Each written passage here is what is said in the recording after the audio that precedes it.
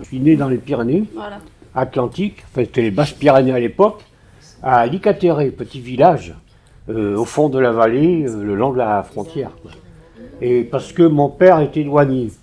Et alors mon père était de Vendée, ma mère était de Charente-Maritime, et donc ils se sont rencontrés parce qu'ils sont partis de Vendée, mon père, pour aller en Charente-Maritime.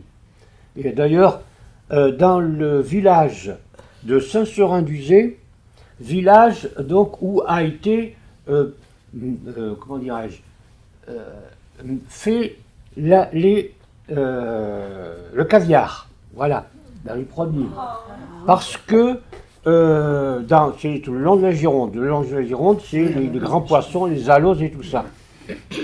Et vers 1910, les pêcheurs qui pêchaient ces poissons-là, bon, ouvraient le poisson, le pendaient, enlevaient tout ce qu'il y avait à l'intérieur pour garder la nourriture et tout ça.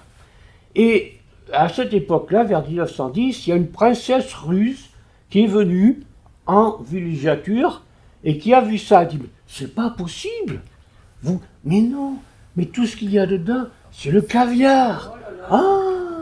Et depuis, en définitive, ils ont réalisé donc ce caviar-là qu'ils ont récupéré. Et puis, j'en ai goûté d'ailleurs quand j'étais jeune, puisqu'ils le faisaient comme en confiture, enfin voilà, et tout ça, et on mangeait ça, c'était bon, ça ressemblait, le goût était un petit peu de l'huître, quoi.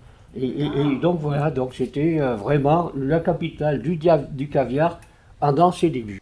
Oui, à l'époque, comme les parents étaient pas riches, il fallait qu'on se nourrisse. Et puis comme la morue c'était plat du pauvre à l'époque, qui n'est plus maintenant. Hein.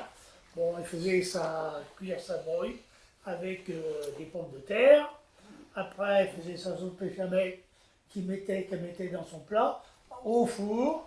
Et après, bon, on dégustait cette fameuse morue à la pomme de terre béchamel. Et c'était un plat qui était quand même super extra.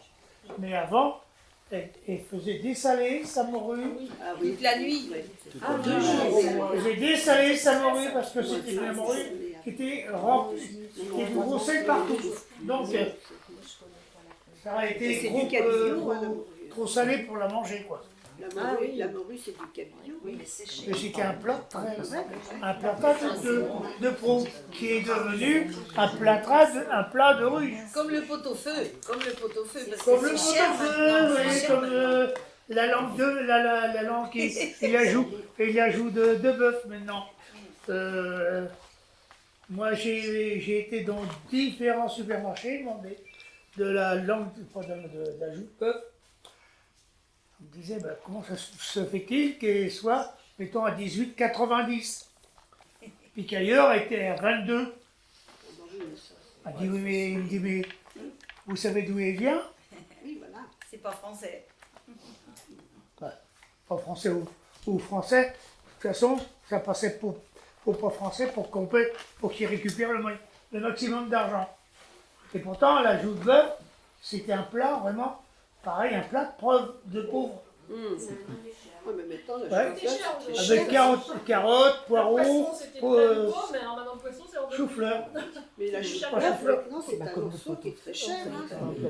Comment? La chou de bœuf, c'est très cher maintenant. C'est à 22,90. Mais oui, avant, tu dis que c'était un plat pauvre. Et en plus, vous allez à Pérou, elle est à 19,80. Oui, ça c'est. Oui, mais là, on bien. peut pas. Les commerces là. Oui, mais non, mais il y a quand même une grosse diversité entre les deux. Hein. Ah bah oui. Et c'est la même par le fait. Hein. C'est comme la queue de bœuf. La queue de bœuf, il n'y en a qu'une queue par vache. Oui, Alors, elles viennent automatiquement de l'étranger. Hein. oui. Les joues de bœuf, c'est pareil. T'en as pas Il y en a deux. Eh ouais, Et c'est des bons morceaux. C'est des bons morceaux. oui, non, c'est pas pareil. Hein. C'est un pot-au-feu avec une queue de bœuf. Ah oui, c'est très bon. C'est très bon. Maintenant, c'est plus le. Mais oui, tout ça, ça vient de Parce l'étranger. que Alors, oui, mais en plus, c'est cher. c'est que les enfants sont pas habitués à manger les produits que nous mangions